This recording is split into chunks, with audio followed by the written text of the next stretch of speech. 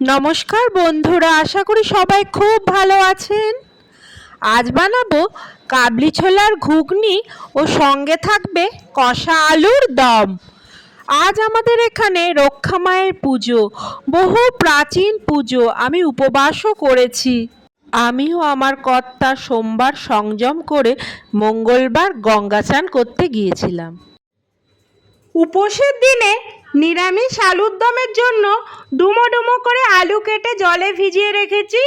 আর মশলার জন্য কি নিয়েছি দেখুন। মশলার জন্য নিয়েছি টমেটো, অনেকটা বেশি পরিমাণেই টমেটো নিয়েছি, জিরে, কাঁচা লঙ্কা, ছোট এলাচ ও আদা, এগুলো একসাথে মিক্সিং গ্রাইন্ডারে আমি পেস্ট করে নেব।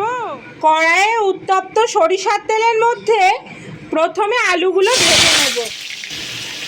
আলু ভাজতে বসিয়ে লবণ দিলাম, হলুদও দিলাম। এবার সুন্দর করে ভেজে করব। আলুর দম সিদ্ধ করে করলে অতটা টেস্ট হয় না, ভাজলে খুব টেস্ট হয়। দেখতে পাচ্ছেন বন্ধুরা, আলুগুলো ভাজা হয়ে গিয়েছে। এবার তুলে নিয়ে মশলা কষাবো। বাটা মশলা যোগ করলাম, আরও খানিকটা লবণ দিলাম। এবার সুন্দর করে কষাবো। মশলা কষিয়ে তেল ছেড়ে গেছে, জিরে আদা বাটা সুন্দর গন্ধ। জল দিলাম। এবার আলুগুলো, ভাজা আলুগুলো দেব। ভাজা আলুগুলো দিয়ে দিলাম, বেশি করে ভাজা, খুব সুন্দর করে ভাজা আলুগুলো দিলাম। এবার এই আলুর দম মশলাটা, সানরাইজ আলুর দম মশলাটা কেটে দেব।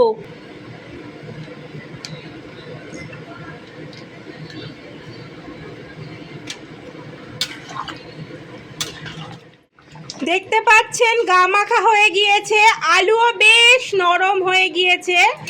এবার 1 চামচ চিনি দেব, আর আমরা সানরাইজের গরম মশলাটা দেব।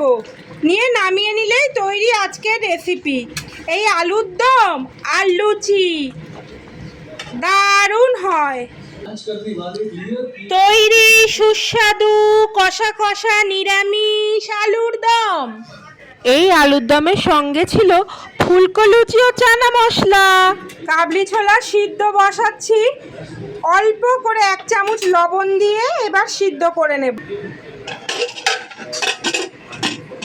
নিরামিষ চানা মশলার জন্য আদা, টমেটো, কাঁচা লঙ্কা ও জিরে বাটা। কড়াইয়ে উত্তপ্ত সরিষার তেলের মধ্যে গোটা জিরে ফোড়নে দিলাম।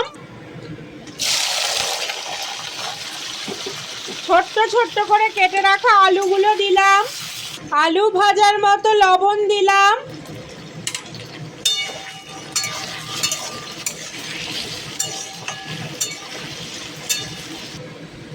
আলু ভাজা হয়ে গিয়েছে, এবার মশলা যোগ করলাম।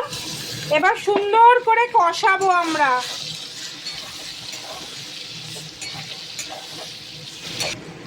মশলা কষে তেল বেরিয়ে গেছে, মিনিট 7 পরে জল দিলাম। 1 চামচ মতো লবণ দিলাম। সিদ্ধ করে রাখা কাবলিটাও এর মধ্যে যোগ করলাম।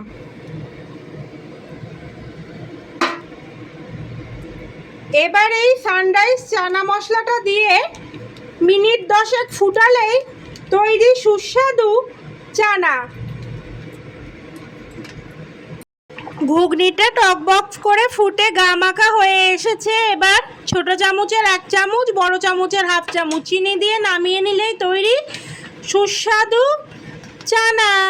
মঙ্গলবার সন্ধ্যার পরেই রান্নাগুলো করে ছেলে মেয়েকে খাইয়ে তারপর পুজো দিতে যাই, আর পুজো দিয়ে ফিরি প্রায় ভোর 4টে। তখন ভালো থেকো সবাই।